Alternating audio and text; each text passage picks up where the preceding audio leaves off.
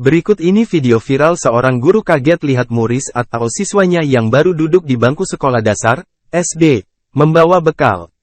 Pasalnya, bekal yang dibawa murid SD tersebut tidak biasa.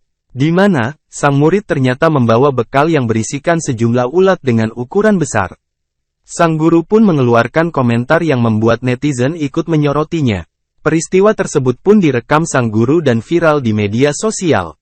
Dalam video viral yang diunggah kembali @terangmedia pada Selasa, tanggal 10 Oktober tahun 2023, nampak peristiwa itu terjadi di dalam kelas. Awalnya, sang guru mendekatkan kamera ke arah siswanya, di mana siswa tersebut duduk bersama dengan sejumlah murid yang lain. Dengan sangat antusias ia lantas menunjukkan bekal yang dibawanya, di mana bekal tersebut berisikan nasi dengan sejumlah ulat.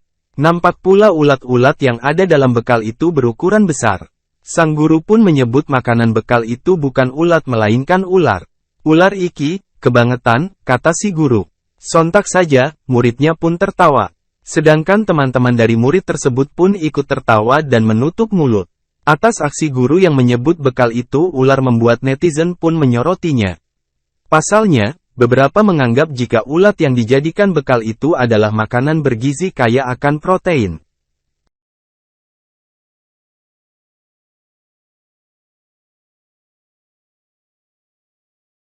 Download Tribun X sekarang, menghadirkan lokal menjadi Indonesia.